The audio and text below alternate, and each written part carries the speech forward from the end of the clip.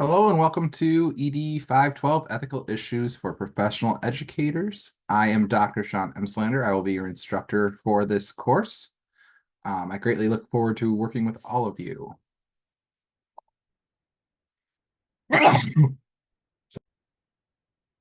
My apologies for that. I have allergies and it is the time of the year where they are uncontrollable in the mornings. So welcome to week one. We'll do a welcome/intro with me, syllabus review, go over the course weekly readings, the discussion boards for this week. We're going to get rid of that because that no longer exists. And we'll do some general information on ethics. Please note the last time I taught this course was over a year ago, and there have been many changes.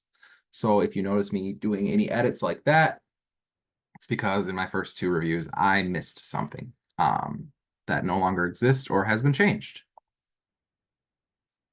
So warm welcome. Which quote resonates with you today and why? Record your answers in the response to this video.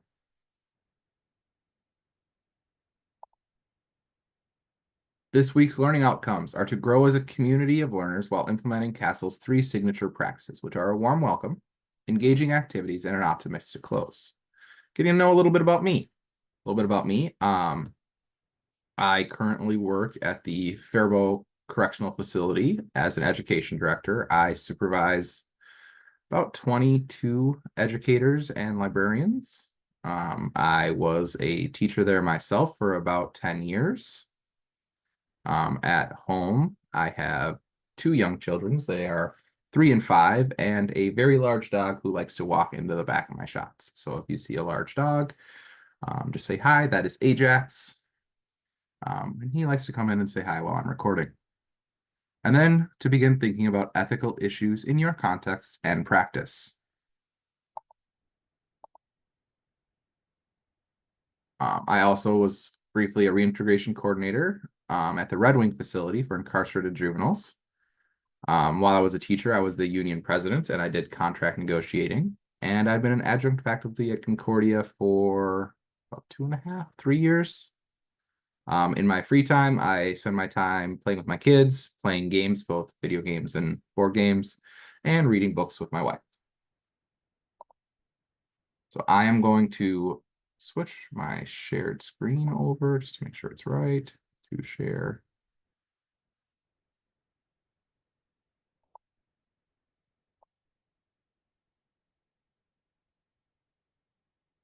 Yeah, I'll share the syllabus. All right.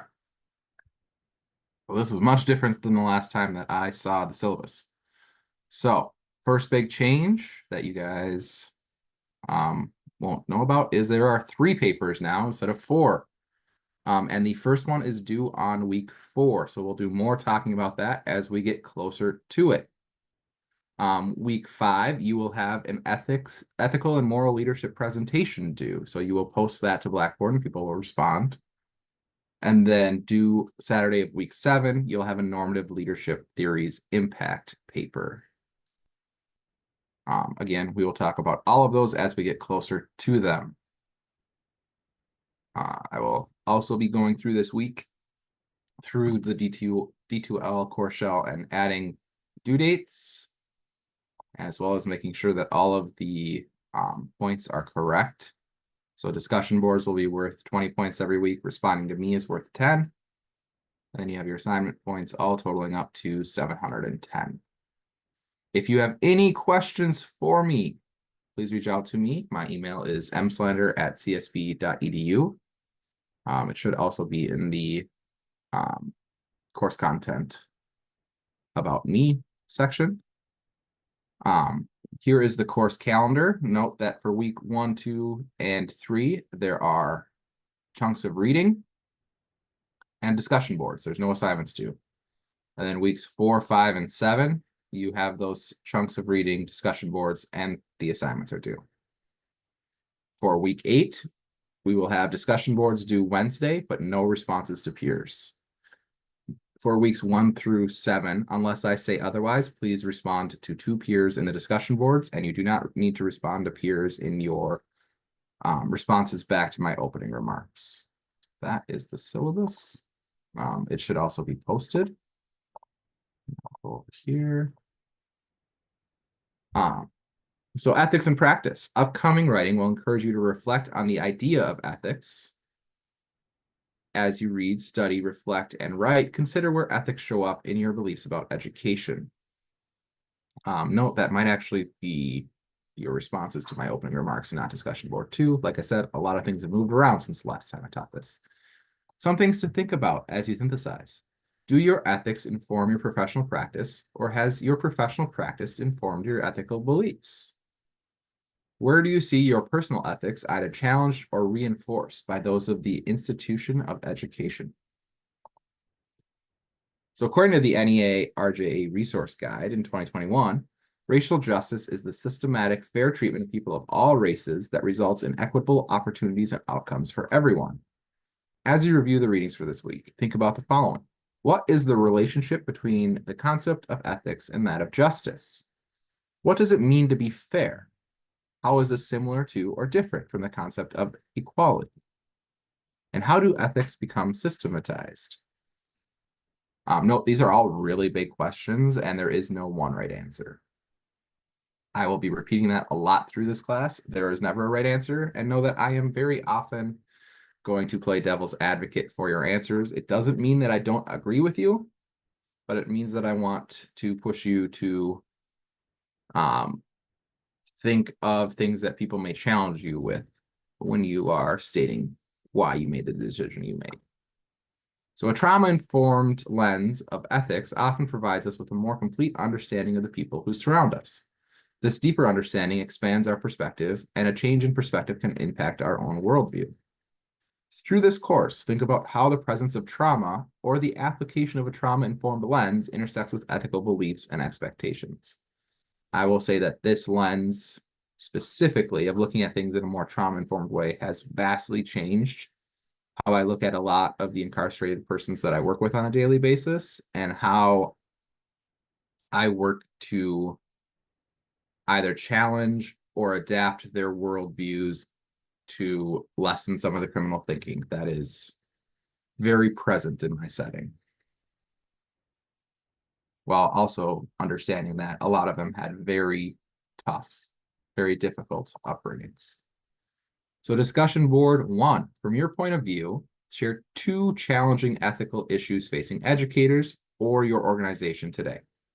Please be specific, state the issue and why it is a challenge and why it persists. For each challenge, post a suggested proactive action to aid in resolving the challenge. Please dialogue with at least 2 cohort colleagues. For opening remarks, I would like you to respond to these 4 questions. I've also posted them below where this video will be.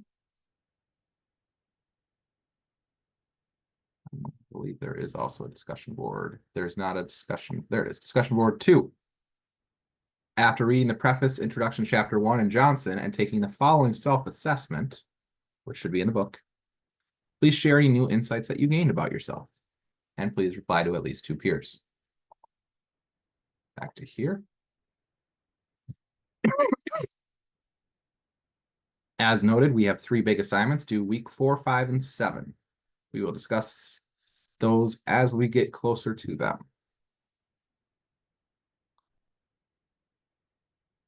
In this week's instructor remarks, please also introduce yourself to me. Please include where you work and your role.